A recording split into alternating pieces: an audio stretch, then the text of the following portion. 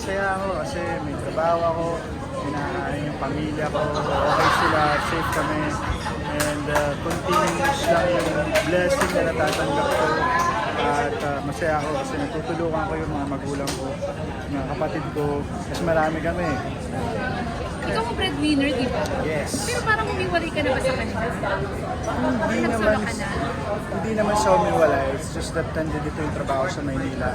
And sila kasi based sila sa Batangas. Ako rin, taga Batangas ako di ba? Pero yung trabaho kasi sa Maynila. And hirap naman kung Batangas, Manila, di ba? So at least dito mas malapit na ako. Teka, speaking of Batangas, May tagaluto ka. Tagaluto? O ikaw ang nagluluto?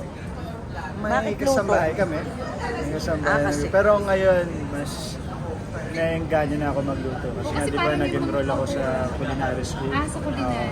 Ngayong August din, kakatapos lang kasi ng taping namin noong July. Hindi sabi ko, parang wala akong gagawin ngayong August. Hindi ko enroll na lang ako kaysa mag-call for tennis ako. Diba? Parang waste of time. It is productive. So kaya yung mga videos mo, pictures mo sa Instagram, nagluluto ka. Yeah. And parang may pinagluluto ka, Joshua. Life skill yun eh. Pamilya ko. Yun lang Lahat ba? ng importante sa buhay ko pagluluto ko. Yun, may friends ko, nagre-request na yung time na nag-post ako nun, si Catherine nga, nag-message na, nagsabi na siya ng menu na gusto niya eh. May appetizer, may main, tapos may dessert pa yung gusto niya. Ayun. Pero parang mas inspired ka ngayon, Joshua. Kasi nga, napapalitang may love life ka na. Hindi. About that, okay, para maklaro na lahat and wala na rin may tanongan lahat. Baka sabihin kasi nila dinideny ko yung babae. Diba? O, di ba pangit Pero naman yun? hindi ko siya dinideny. It's just that ako and her decided not to share it to everyone. Kasi yung relationship na yan, kami lang naman yung parte doon. Galing na kasi ako sa iba't ibang klaseng relationship. And every time na sinishare ko siya sa lahat, parang nagkakagulo. Alam mo yan, nagiging shaky yung relationship. So parang this time, mas pinapahalagan ko yung privacy ko. Sa ganong aspect, yung kaso na hindi lang doon, pati sa pamilya ko, diba? Hanggat maaari kasi sa panahon ngayon, mas okay kung private ka rin na tao. Mas gusto niya rin yung ganung setup, na private lang yung relationship. Yeah. Pero for the record, gano'n na ba katagal na in love si Joshua? Diyan na matagal. In love ako everyday. Or in a relationship? Hindi ko na maalala. Pero Josh, kasi sinabi niyo na mas you want to keep it private. Pero ibig sabihin, kayo talaga, pero gusto lang ninyo na private lang talaga. Like I Hindi said, na wala akong pag-usapan. sasabihin kahit ano. And that's me and her decision.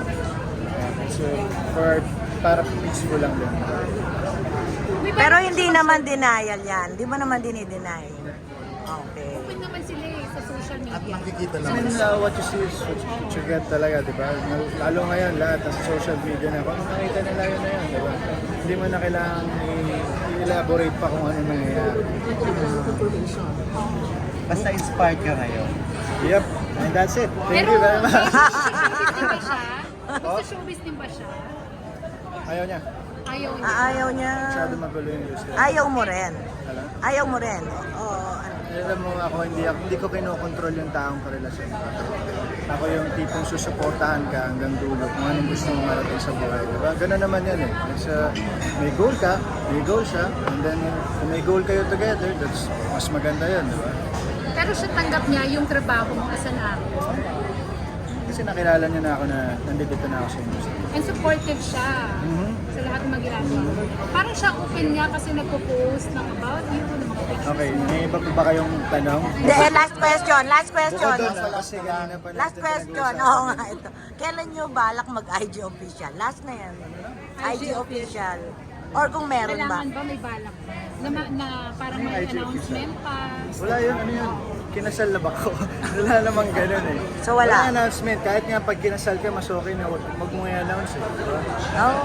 But ako, importante na sa akin ngayon, sa panahon ngayon, yung privacy. Sobrang importante para sa akin. So, yun na lang yung ititira ko sa sarili ko, lalo na yung sa trabaho ko, nasa industriya ako na to. Ang importante, wala kang dinirect. Thank you for this interview. Thank you, thank you. Thank you. Just to maintain ang friendship mo sa mga kapuso stars after Unbreak, na-maintain ang friendship mo with them sa mga kapuso. Yes. Oo, actually nagkaka-messagean pa kami. Pero syempre dahil busy na rin sila sa mga work nila. Yun nga yung nakakalungkot every after project eh. Hindi nyo na maintain palagi kayo nagkikita before. Ngayon, syempre nag-busy yung iba sa kanila. Kanilang trabaho. Yun yung nakakalungkot. Pero pag nakita kayo, okay naman kayo. Ayun yung importante.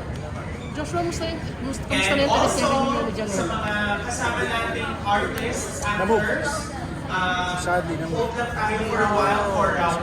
Actually, ako nalungkot ako nung na-move siya kasi nakaset na kasi lahat ng schedule eh. Kasi kung may mag-move, parang nag-a-adjust lahat. Alam mo yan, gets mo ba yung parang domino effect niya sa mga ibang schedule. Ayan lang. Josh, special request ka ni Maricel Soriano. Gusto kanyang makatrabaho. Yes, kanina sabi nga rin po. At well, ako Next gusto ko rin siya makatrabaho, di ba? Sana yung mas intense na drama lang, no? Di ba? Mother and son story. Exciting. Mahusay at gwapo ka raw kasi, sabi. Thank you, ma'am. Thank you, Kung hindi Ay. pa ako artista, napapanood ko na siya. Thank you very much. Thank you. Thank you po, Thank salamat. you, John. Thank you.